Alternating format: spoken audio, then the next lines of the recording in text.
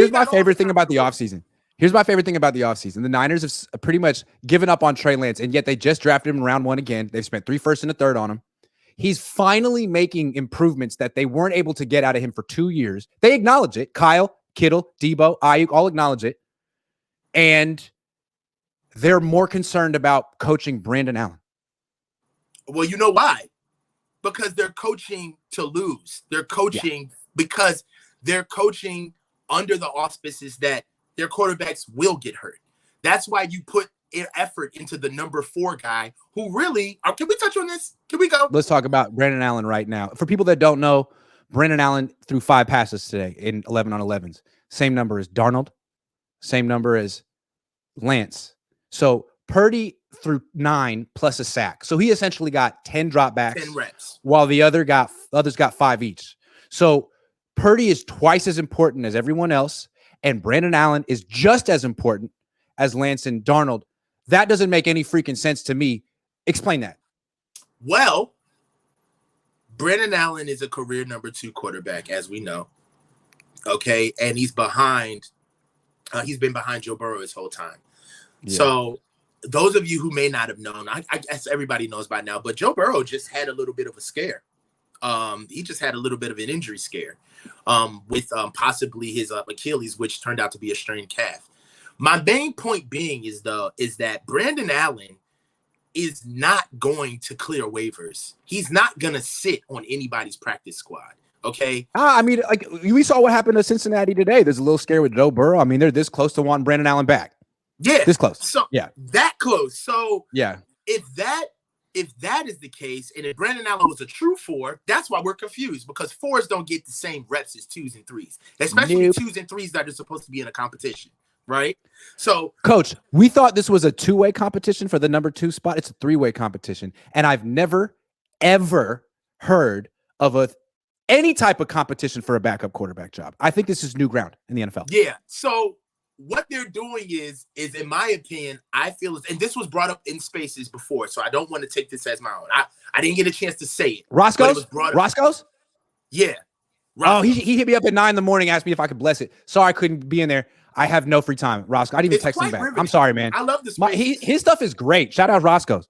I like what Roscoe should have been there. Great guy, man. So what we're looking at is, because I don't want to pawn this off as my own, what the discussion was is that Kyle possibly could be preparing to keep Brandon Allen as his number 3, all right, and possibly trade either Sam or Trey from the loser of the number 2 battle and play Brock.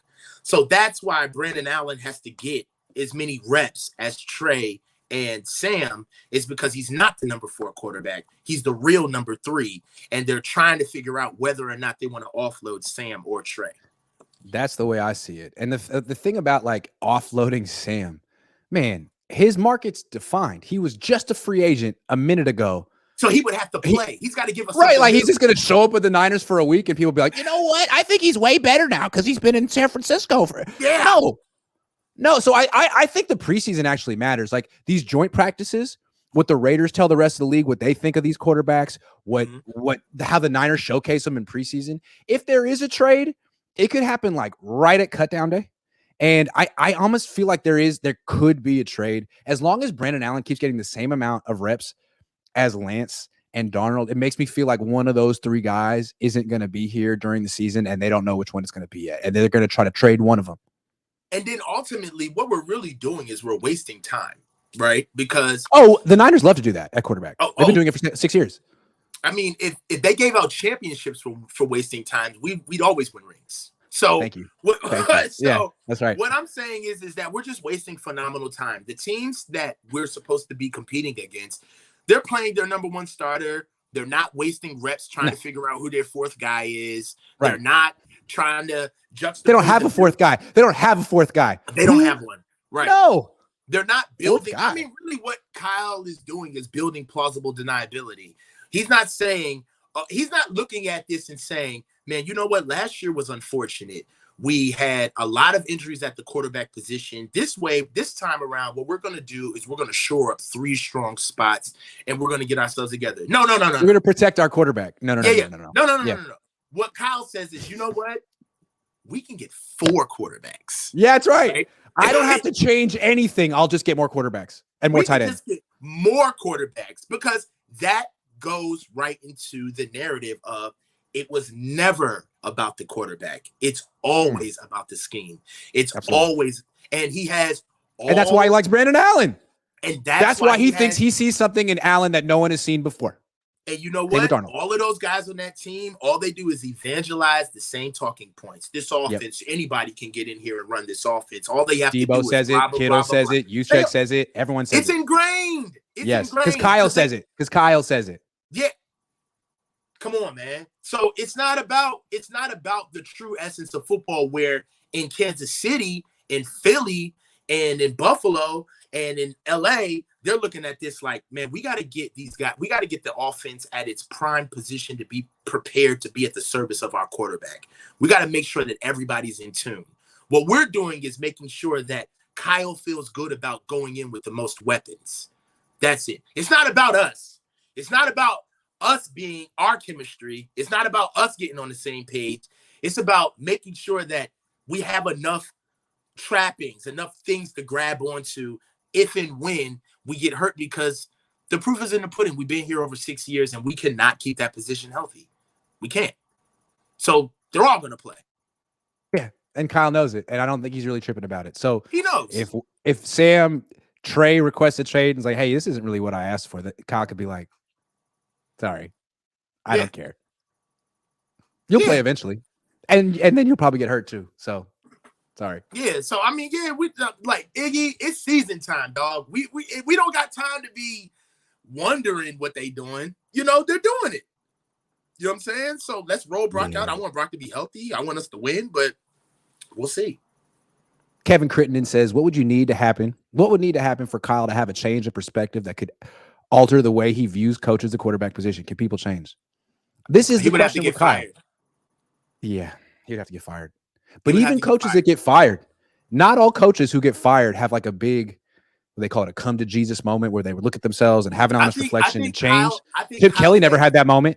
I think Kyle's had a couple of come to Jesus moments when he got fired in Washington, and he tried to double down in Cleveland and got embarrassed.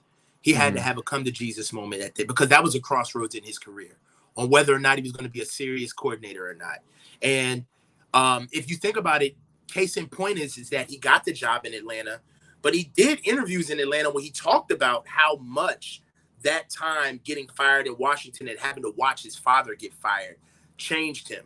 And if it wasn't for that kind of like malleable moment in his career where he still wasn't completely calcified, I don't think the conversation that him and Matt Ryan had about giving up the offense would have worked as well. That's what got them to the Super Bowl. Matt Ryan had to sit Kyle down and tell him, like, yo, you got to give up this offense. It's not going to work if you don't let me run it. That's the problem. I don't know that he'll ever change on the 49ers. I feel like he has no oversight. You've talked about this before. There's no one in the building who can say, Kyle, I know more than you. I disagree with you. I mean, that's maybe one of the reasons they didn't bring in Vic Fangio ultimately, is because he could have been like that. Jed's not like that. John's not like that. So maybe Kyle, like Andy Reid, like Bill Belichick, would need to go on to his second stop as a head coach before he becomes a champion. My personal feeling is that Kyle will never change. And this is who he's always has been and always will be. And maybe that's a cynical way to think, but that dude's like 43 years old. Yeah. How many dudes in their early to mid 40s are changing much? No. I don't see it. No. I don't know. I mean, and then, you know, look, man, there's a lot of examples of Kyle Shanahan's coaching arc. There's not a lot of examples of the inverse of a guy who is a certain way for a very long time, and then all of a sudden it just clicks. It doesn't. His way works after not working for a long time.